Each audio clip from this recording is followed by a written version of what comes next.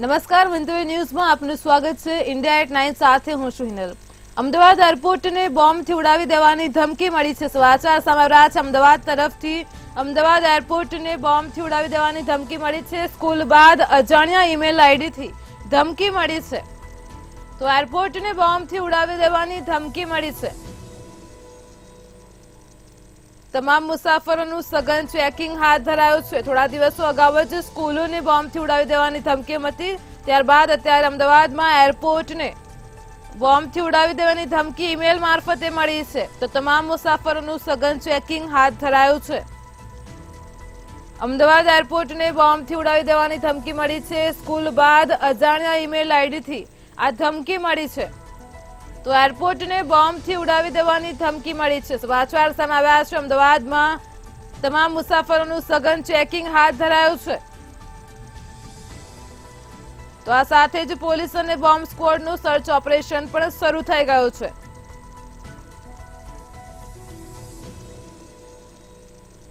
અમદાવાદ એરપોર્ટને બોમ્બથી ઉડાવી દેવાની ધમકી મળતા જ તમામ મુસાફરોનું સઘન ચેકિંગ હાથ ધરાયું છે। તો આજ મુદ્દે મારી સાથે સંવાદદાતા રવિ ભાવસાર ફોનલાઈન પર જોડાઈ ગયા છે। જી રવિ, અમદાવાદના એરપોર્ટને ઉડાવી દેવાની એક અજાણ્યા ઈમેલ મારફતે ધમકી મળી છે, શું કહેશો? હા, બિલકુલ જો વાત કરવામાં આવે તો જે પ્રમાણે અત્યારે હાલ જે ઈમેલ મળ્યો છે કે અમદાવાદ એરપોર્ટને ઉડાવી દેવાની જે ધમકી છે તે ધમકીનો મામલો છે તે સામે આવ્યો છે।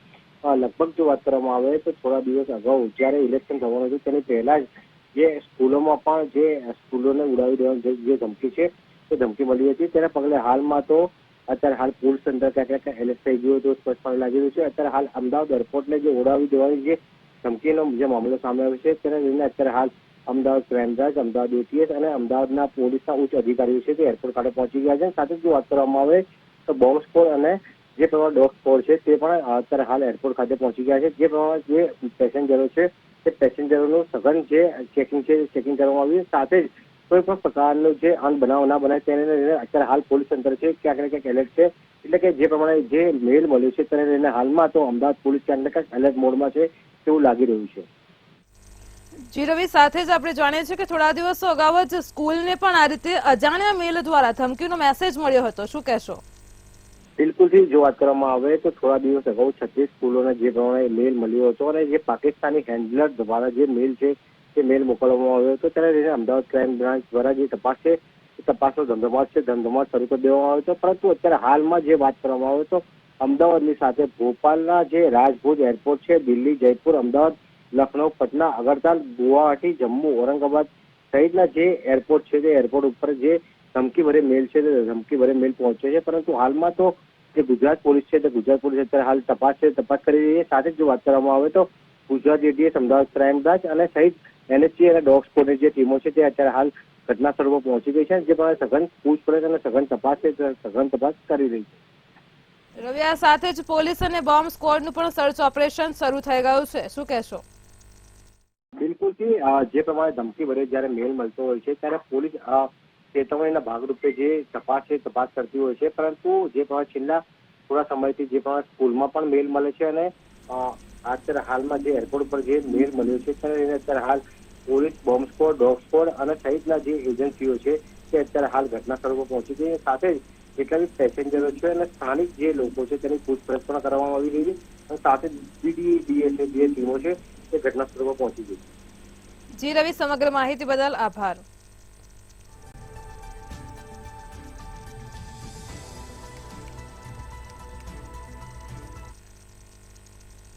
લોકસભા ચૂંટણીને ધ્યાનમાં રાખીને ચોથા તબક્કાનું મતદાન 13 મેના રોજ થવાનું છે અને જેને લઈને પીએમ નરેન્દ્ર મોદી ચૂંટણી પ્રચાર માટે પશ્ચિમ બંગાળની મુલાકાત લીધી હતી। તો જ્યાં બેરકપુરમાં તેમણે જંગી સભાને સંબોધી હતી, જ્યાં સભાને સંબોધિત કરતા પીએમ મોદીએ વિપક્ષ અને ટીએમસી પર નિશાન સાધ્યું હતું। તો આ સાથે જ લોકોને ભાજપની તરફેણમાં પણ મત આપવા અપીલ કરી હતી। તો પીએમ મોદીએ જંગી જનસભાને સંબોધતા કોંગ્રેસ પર પણ આકરા પ્રહારો કર્યા હતા। કોંગ્રેસ પર નિશાન સાધતા કહ્યું હતું કે કોંગ્રેસ પરિવારે આઝાદી બાદ 50-60 વર્ષ સુધી સરકારો ચલાવી છે। કોંગ્રેસના શાસનમાં પૂર્વ ભારતમાં ગરીબી અને સ્થળાંતરનો સામનો કરવો પડ્યો હતો. તો ટીએમસી પર નિશાન સાધતા કહ્યું કે બંગાળમાં ટીએમસી સરકાર કામનો ઉલ્લેખ કરવા દેતી નથી. તો બંગાળમાં ટીએમસી સરકાર રામનવમીની ઉજવણી કરવાની મંજૂરી પણ આપતી નથી. તો આ સાથે જ કોંગ્રેસ અને ડાબેરીઓએ પણ રામ મંદિર સામે મોરચો ખોલ્યો છે.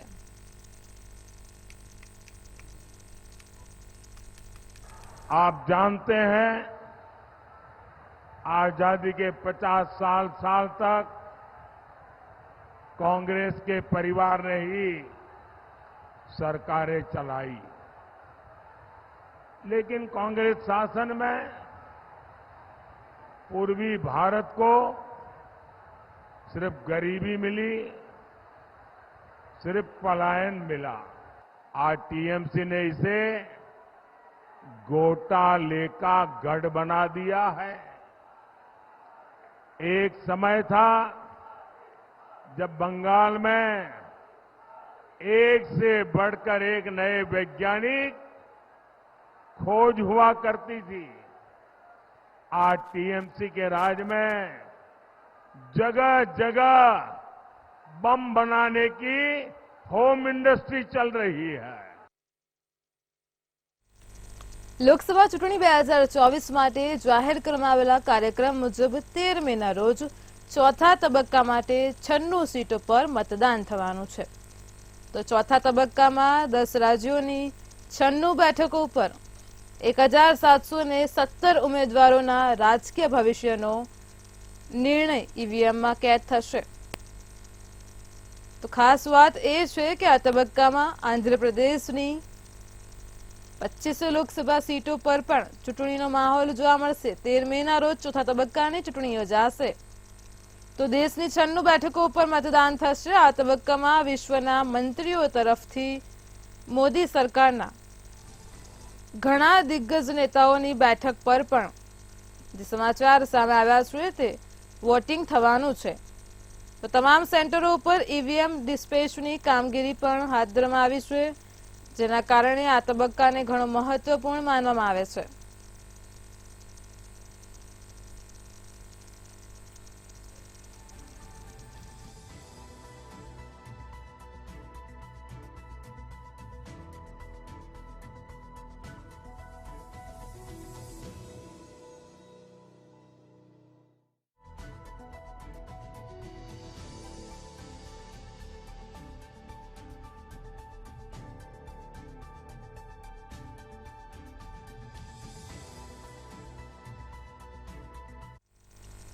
કોંગ્રેસ નેતા રાહુલ ગાંધીએ વડાપ્રધાન મોદીને ટેમ્પો બિલિયનર્સના કઠપૂતળી રાજા ગણાવ્યા હતા.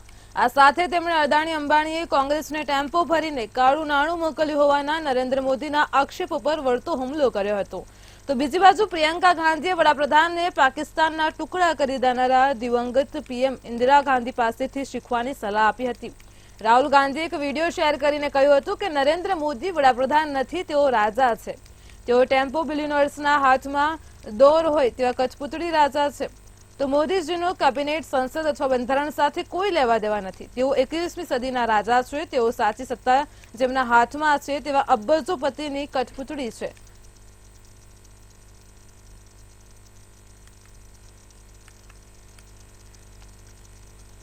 રાજનાથસિંહે લોકસભાની ચૂંટણીને લઈને જે નિવેદન આપ્યું હતું તે દરમિયાન તેમણે પ્રહાર કર્યા હતા. તો રક્ષામંત્રી અને બીજેપીના વરિષ્ઠ નેતા રાજનાથસિંહે દિલ્હીના મુખ્યમંત્રી અરવિંદ કેજરીવાલ પર નરેન્દ્ર મોદી પર કરેલી ટિપ્પણી પર નિશાન સાધ્યું હતું. તેમણે કહ્યું કે નરેન્દ્ર મોદી સતત ત્રીજી વખત વડાપ્રધાન બનશે અને તેમનો કાર્યકાળ પૂર્ણ કરશે. તો કેજરીવાલે પીએમ મોદી પર આકરા પ્રહારો કર્યા અને આરોપ લગાવ્યો કે વડાપ્રધાન તમામ વિપક્ષી નેતાઓને જેલના સળિયા પાછળ નાખીને રાજકીય લક્ષ્યો હાંસલ કરવાનો પ્રયાસ કરી રહ્યા છે. તો શાસક ભારતીય જનતા પાર્ટી એક રાષ્ટ્ર, એક નેતા, સરમુખત્યારશાહી લાદવાના મિશન પર છે. રાજનાથસિંહે કેજરીવાલની તેમની ટિપ્પણી માટે ટીકા કરી હતી અને વિશ્વાસ વ્યક્ત કર્યો હતો કે ચાલી રહેલી લોકસભા ચૂંટણીમાં એનડીએનો વિજય થશે. વચગાળાના જામીન પર જેલમાંથી મુક્ત થયા બાદ આમ આદમી પાર્ટીના નેતા અરવિંદ કેજરીવાલે ભાજપ વિશે વાત કરી છે અને જેનાથી સ્પષ્ટ દેખાઈ રહ્યું છે કે આ ચૂંટણીમાં ભાજપની જીત થશે અને એનડીએ ગઠબંધનનું સમર્થન પણ થઈ રહ્યું છે. તો ભારતીય ગઠબંધન જો તેનું નેતૃત્વ નક્કી કરવા અસમર્થ છે તે આપણા વિશે અનુમાન લગાવવાનો નિષ્ફળ પ્રયાસ કરી રહ્યો છે.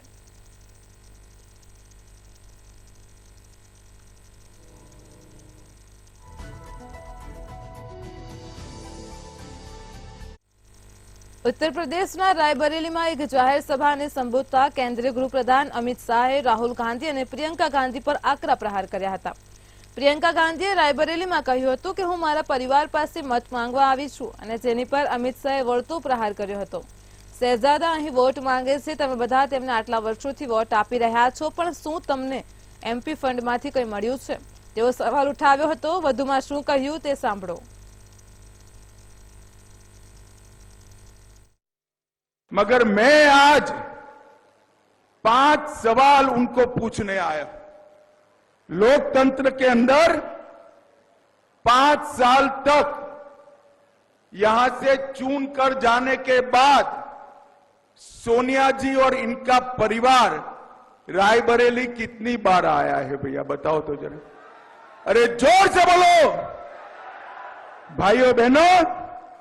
मैं इतना भी कहना चाहता हूं, चलो सोनिया जी की तबीयत थोड़ी नादुरुस्त रहती है, राहुल बाबा या प्रियंका बहन आए हैं, मुझे बताइए ये शाहजादे आज यहां वोट मांगने आए हैं, इतने सालों से वोट दे रहे हो, मेरे सामने विशाल जनसमूह 40-50 हजार का बैठा है, सांसद निधि से आपको कुछ मिला है क्या?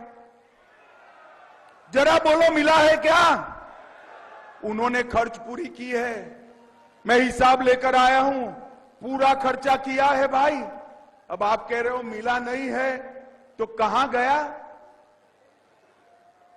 कहां गया? कहां गया? ये उनकी वोट बैंक में खर्च किया. भाइयों बहनों, आप उनकी वोट बैंक नहीं हो, आप उनकी वोट बैंक नहीं. 70% से ज्यादा सांसद राशि माइनॉरिटी में खर्च करने का काम सोनिया गांधी जी ने किया है.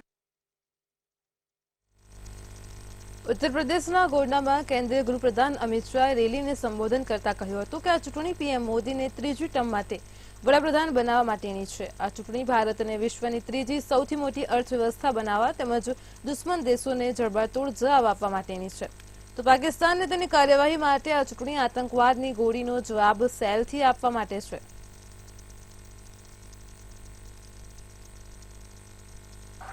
ये चुनाव जो है ये नरेंद्र मोदी जी को तीसरी बार प्रधानमंत्री बनाना का चुनाव है. ये चुनाव जो है देश को दुनिया में तीसरे नंबर का अर्थतंत्र बनाने का चुनाव है. ये चुनाव है पाकिस्तान को इनकी हरकतों के लिए मुंह तोड़ जवाब देने का चुनाव है. ये चुनाव है आतंकवादी की गोली का जवाब गोले से देने का चुनाव है. લોકસભાની ચૂંટણી માટે તમામ પાર્ટીઓ જોરશોરથી પ્રચાર કરી રહી છે. રાજકીય પક્ષો પોતાના દરેક દાવ ખેલી રહ્યા છે. ચૂંટણી વાયદા અને વિવાદાસ્પદ નિવેદનો દ્વારા રાજકારણ ગરમાઈ રહ્યું છે. એકંદરે રાજકીય પીચ પર જોરશોરથી બેટિંગ ચાલી રહી છે. તો આ વચ્ચે બિહારના પૂર્વ મુખ્યમંત્રી અને આરજેડી સુપ્રીમો લાલુ પ્રસાદ યાદવે વડાપ્રધાન નરેન્દ્ર મોદી પર પ્રહારો કર્યા છે અને તેમને 2014ના તેમના ભાષણમાં આપેલા વાયદાની યાદ અપાવી છે. આ સાથે જ તેમણે દાવો કર્યો છે કે છેલ્લા 3 તબક્કાના મતદાનમાં બિહારની જનતાએ ભાજપને રસ્તા પર લાવી દીધું છે.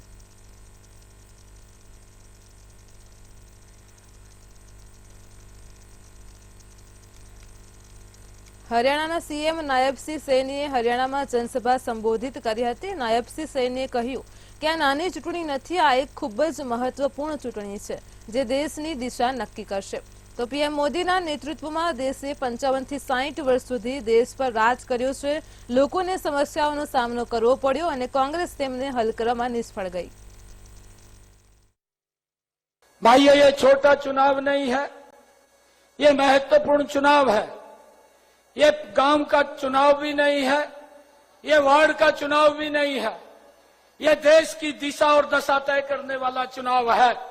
भाइयों, हम देख भी रहे हैं पिछले 10 वर्षों में नरेंद्र मोदी जी के नेतृत्व में देश ने दुनिया में एक नई रास्ता बनाया है और ये महत्वपूर्ण चुनाव हमारे लिए है कि देश विकास की गति के ऊपर और तेजी से आगे बढ़े।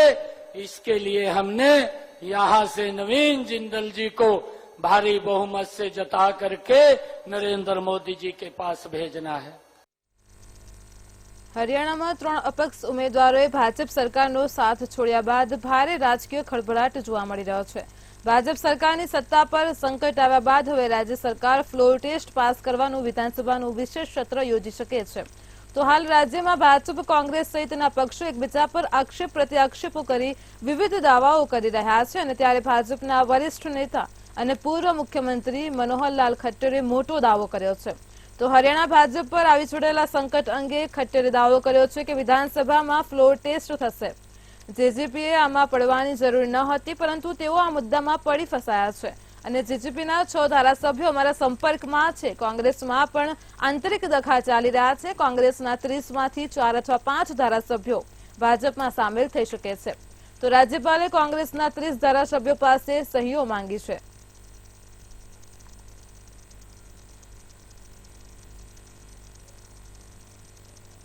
દેશમાં હાલ લોકસભા ચૂંટણીનો ધમધોકાટ જોવા મળી રહ્યો છે અને ત્યારે 3 તબક્કામાં મતદાન પૂર્ણ થયા બાદ આવતીકાલે 13મીએ ચોથા તબક્કાનું મતદાન થવાનું છે। જ્યારે આ વચ્ચે દિલ્હીમાં મેટ્રો સ્ટેશન પર ખાલિસ્તાન જિંદાબાદના સૂત્રો લખેલા મળતા જ ખળભળાટ મચી જવા પામ્યો છે। ત્યારે આ સૂત્રો લખવાનું નામ હજુ સુધી સામે આવ્યું નથી, પરંતુ આ મામલે પોલીસે મેટ્રો સ્ટેશન પહોંચી કાર્યવાહી શરૂ કરી દીધી છે। આ ઉપરાંત ત્યાં લખેલા દેશ વિરોધી સૂત્રોને પણ દૂર કરી દેવામાં આવ્યા છે। પોલીસે સ્ટેશન પર સૂત્રો લખનાર વ્યક્તિની શોધખોળ શરૂ કરી દીધી છે, તેમજ સીસીટીવી ફૂટેજ પર પણ તપાસમાં આવી રહ્યા છે। તો જ્યારે મીડિયા રિપોર્ટ મુજબ ખાલિસ્તાન જિંદાબાદ સૂત્રકાંડમાં અમેરિકાના બેઠેલા કુખ્યાત ખાલિસ્તાની આતંકવાદી ગુરપંતવંશી પન્નુનું નામ આવ્યું છે અને તેણે સોશિયલ મીડિયા પર કહ્યું કે દિલ્હી મેટ્રો સ્ટેશન પર આ સૂત્રો મારા ઇશારે લખાયા છે। હાલ દિલ્હી પોલીસ અને મેટ્રો પોલીસે આ મામલે કેસ નોંધ્યો છે અને વધુ તપાસ શરૂ કરી દીધી છે।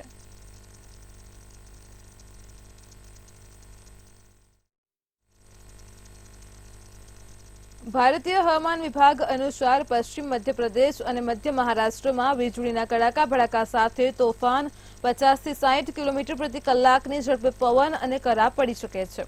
તેમજ પૂર્વ મધ્યપ્રદેશ, વિદર્ભ, છત્તીસગઢ, મરાઠવાડામાં ભારે પવન સાથે કરા પડવાની શક્યતા છે। તો હવામાન વિભાગના જણાવ્યા મુજબ વીજળી અને પવન 40 થી 50 કિલોમીટર પ્રતિ કલાકની ઝડપે ફૂંકાય તેવી પણ શક્યતા છે।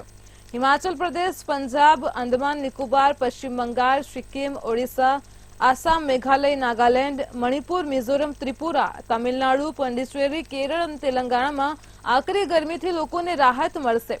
તો આ તમામ રાજ્યોમાં ભારે પવન અને વીજળીના ચમકારા થવાની શક્યતા છે। જમ્મુ કાશ્મીર, લડાખ, ઉત્તરાખંડ, બિહાર, ઝારખંડ, કોંકણ અને ગોવા, ગુજરાત, રાયલસીમા જેવા વિસ્તારોમાં રવિવારે 30 થી 40 કિલોમીટર પ્રતિ કલાકની ઝડપે વીજળી અને પવન ફૂંકાશે।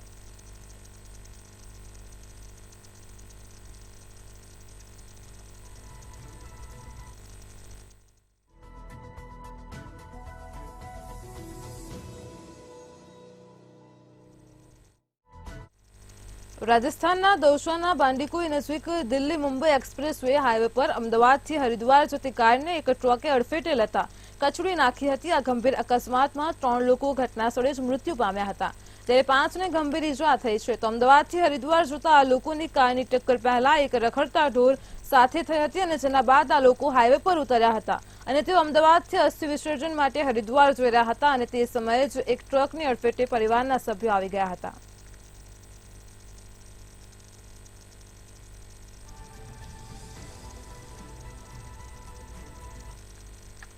દિલ્હીમાં સ્કૂલ બાદ હવે દિલ્હીની 2 હોસ્પિટલોને બોમ્બની ધમકીઓ મળી છે।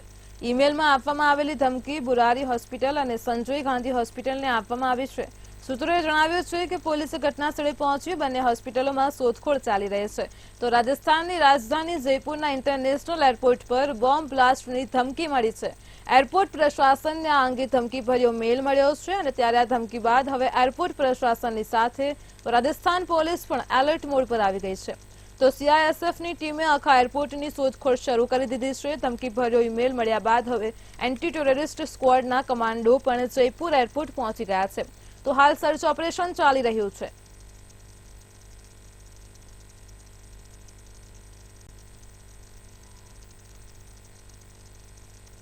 ભારત પાકિસ્તાન સરહદ પર દેખરેખ વધારવા માટે તેની હવાઈ ક્ષમતાને સતત મજબૂત કરી રહ્યું છે અને ત્યારે ભારતીય સેના 18 જૂને તેનું પહેલું હર્મેસ 900 સ્ટારલાઇન ડ્રોન મેળવવા જઈ રહી છે.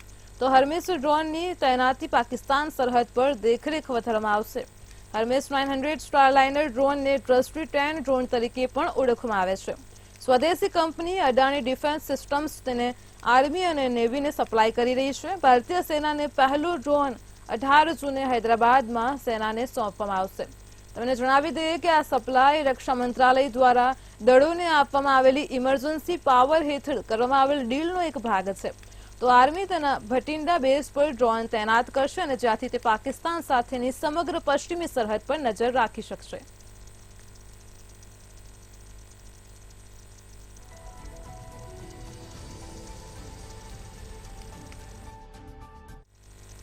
ભારત અને ઇન્ટેલિજન્સ એજન્સીઓના ઇનપુટના આધારે નેશનલ ઇન્વેસ્ટિગેશન એજન્સીઓએ ખાલિસ્તાની આતંકવાદીઓ વિરુદ્ધ તપાસ શરૂ કરી છે, જેઓ વિદેશમાં બેઠક કરીને ભારત વિરુદ્ધ ષડયંત્ર રચી રહ્યા છે. ભારતમાં આતંકીઓને પૈસા મોકલતા હતા.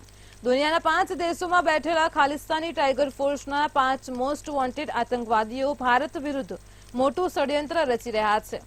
ગુપ્તચર એજન્સીઓ પાસેથી મળતા ઇનપુટના આધારે ગૃહ મંત્રાલયે એનઆઈએ દ્વારા તપાસના આદેશ આપ્યા છે. આ પછી તરત જ એનઆઈએ કેસ નોંધ્યો અને મામલાની તપાસ શરૂ કરી.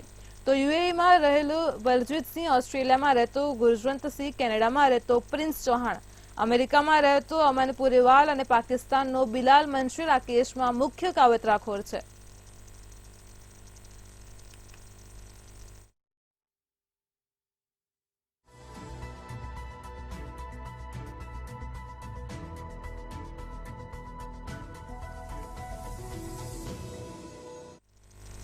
એક બીમાર હાથી માટે અનંત અંબાણીની પ્રાણીઓના ડોક્ટરોની વંતારા ટીમ દેવદૂત સાબિત થઈ છે. જામનગરથી 3500 કિલોમીટર દૂર ત્રિપુરામાં જઈને હાથીની સારવાર કરવામાં આવી. ઉલ્લેખનીય છે કે અનંત અંબાણી પ્રાણીઓની સંભાળ માટે પોતાનો એક ડ્રીમ પ્રોજેક્ટ પણ ચલાવી રહ્યા છે, જેનું નામ વંતારા છે, જેના દ્વારા તેઓ પ્રાણીઓની મદદ કરે છે. અને ત્યારે ત્રિપુરામાં એક હાથી બીમાર હતો, જેના માટે અનંત અંબાણીની મદદ માંગવામાં આવી હતી.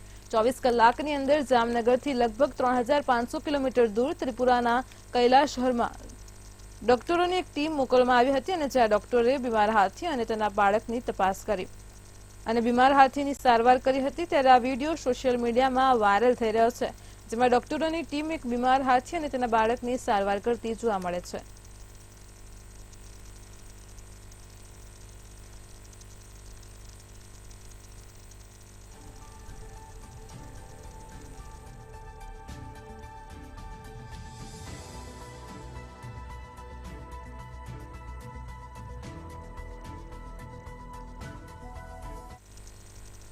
ચારધામ યાત્રાના પ્રથમ દિવસે યમુનોત્રી ધામ ખાતે યાત્રાની અવ્યવસ્થાની પોલ ખુલી છે. પાલીગઢથી ફૂલછટી સુધીના સાંકડા રોડ પર લાંબા ટ્રાફિક જામના કારણે શ્રદ્ધાળુઓને સૌથી વધુ મુશ્કેલી વેઠવી પડી હતી. યમુનોત્રીમાં શ્રદ્ધાળુઓ કલાકો સુધી પોતાના સ્થાન પર ધક્કામુક્કીની વચ્ચે ઊભા હતા. ચારધામ યાત્રાની શરૂઆત શુક્રવારે કેદારનાથ, યમુનોત્રી અને ગંગોત્રી મંદિરોના કપાટ ખુલવા સાથે થઈ હતી. હવે આ યાત્રાના એક વાયરલ વિડીયોએ ચિંતામાં વધારો કર્યો છે. આ વિડીયોમાં પહાડી માર્ગ પર ભક્તોની ચપોચપ ભીડ જોવા મળી રહી છે અને લોકો વહીવટીતંત્ર દ્વારા કરવામાં આવેલી વ્યવસ્થા પર સવાલ ઉઠાવી રહ્યા છે. શ્રદ્ધાળુઓ ફરિયાદ કરી છે કે તેમને કલાકો સુધી લાઇનમાં રાહ જોવી પડી રહી છે. આ સાથે જ તેમણે ઉત્તરાખંડ સરકાર પર ગેરવહીવટનો આક્ષેપ કર્યો હતો.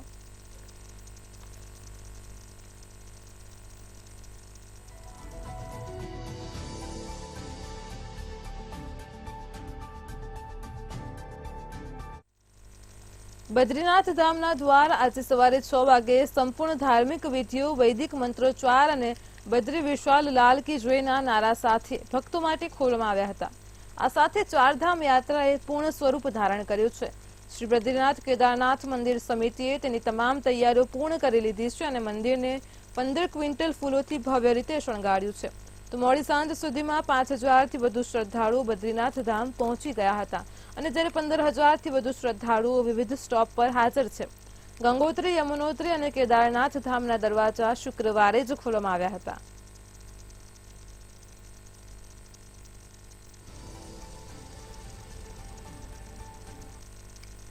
અફઘાનિસ્તાનના કાબુલમાં ભારે વરસાદ પછી આવેલા પૂરના લીધે 300થી વધુ લોકોના મોત થયા છે. આ ઉપરાંત 2000થી વધારે મકાનો ધ્વસ્ત થઈ ગયા છે અને કેટલાય મકાનોને નુકસાન પહોંચ્યું છે. તેની સાથે કેટલાય ઘરોમાં પાણી ભરાઈ ગયા છે. તો અફઘાનિસ્તાનના બગલાન, બડખાન, ગોર અને હેરત વિસ્તારમાં ભારે વરસાદ બાદ પૂરથી સૌથી વધુ ખાનાખરાબી થઈ છે. તાલિબાનના સંરક્ષણ મંત્રાલયે જણાવ્યું હતું કે દેશની એરફોર્સે બચાવવાનું શરૂ કર્યું છે. કેટલાય લોકો પૂરગ્રસ્ત વિસ્તારોમાં ફસાયેલા છે. તેઓએ એરલિફ્ટ કરવાનું શરૂ કરવામાં આવ્યું છે. આ પહેલા જ અધિકારીઓએ પણ ભારે વરસાદ અને પૂરના લીધે 70થી વધુ લોકો મરી ગયા હોવાનો દાવો કર્યો હતો. યુએનના ફૂડ રાહત કાર્યક્રમ હેઠળ અફઘાનીઓ બિસ્કિટ ખાઈને જીવન ગુજારવાનો દિવસ આવ્યો છે.